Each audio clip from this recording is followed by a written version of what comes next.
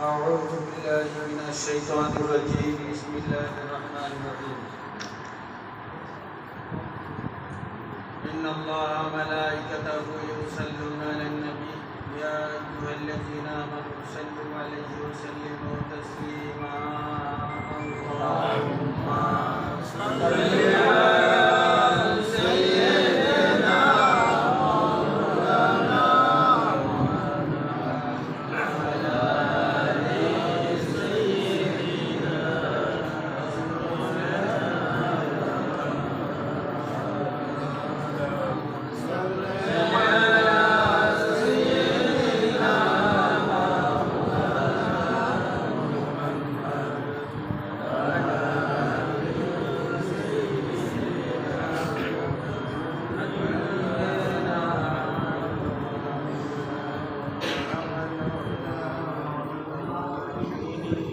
كشف الهدى بجماله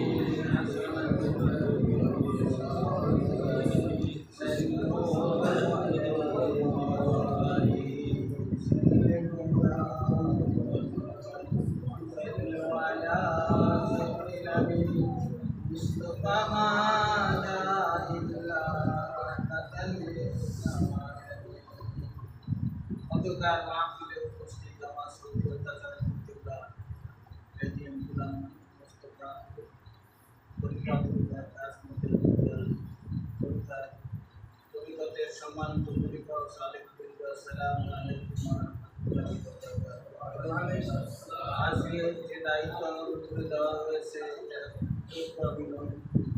আল্লাহ পাক রব্বুল আলামিনের পক্ষ থেকে তার নির্ধারণ করেছেন, তাই মাইকে আওয়াজ আসতেছে না ভাই?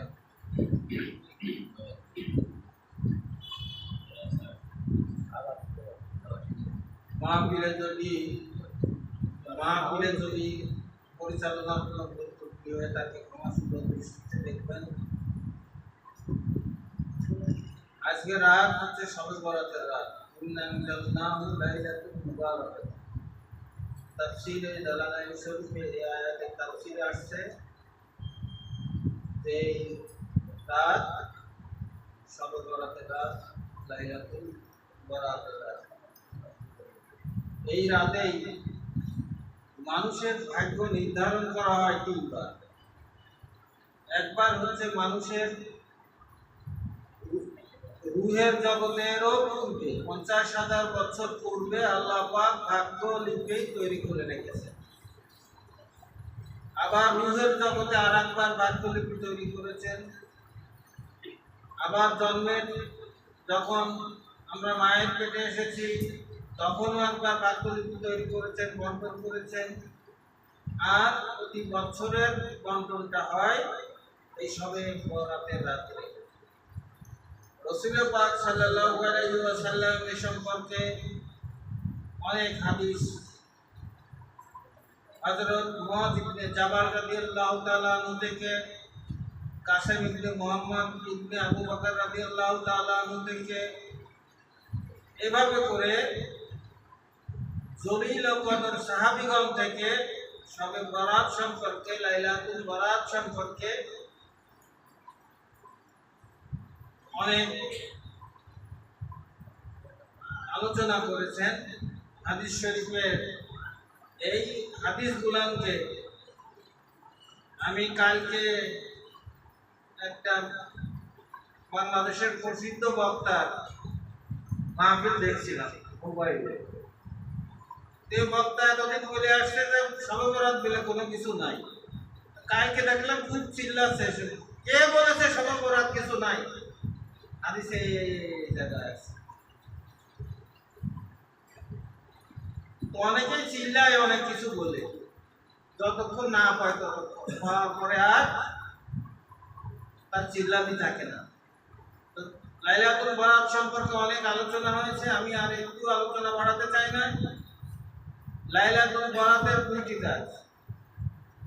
একটি হচ্ছে কিয়ামুল লাইল, রাত্রে নামাজ পড়তে হবে। নামাজের নিয়মটা কি? নিয়ত হচ্ছে নাওয়াইতু আন উসাল্লি লিল্লাহি তাআলা রাকাতাই সালাতিল লাইলাতুল বারাত মুতাওয়াজ্জিহান ইলা জিহাতিল কাবাতি শরীফাতি আল্লাহু আকবার।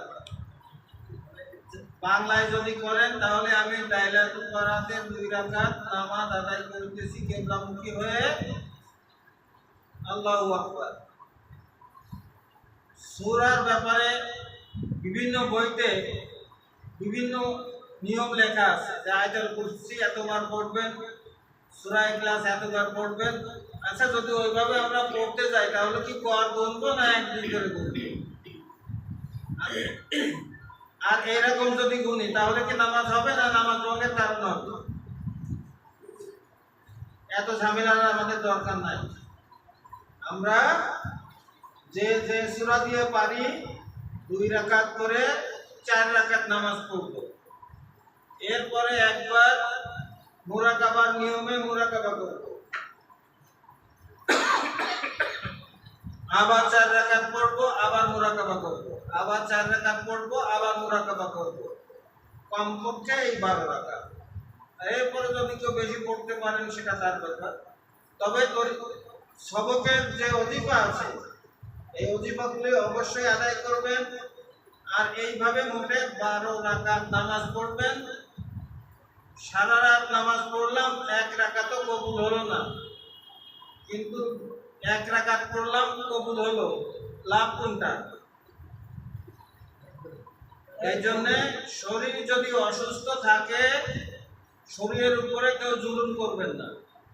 দেখা গেল নামাজ পড়তে পড়তে এত বেশি পড়েছেন, ক্লান্ত হয়ে ঘুমায় পড়ছেন, ফজরের নামাজ কাজা হয়ে গেল, এই নামাজের কি আর কোনো মূল্য থাকবে? থাকবে না।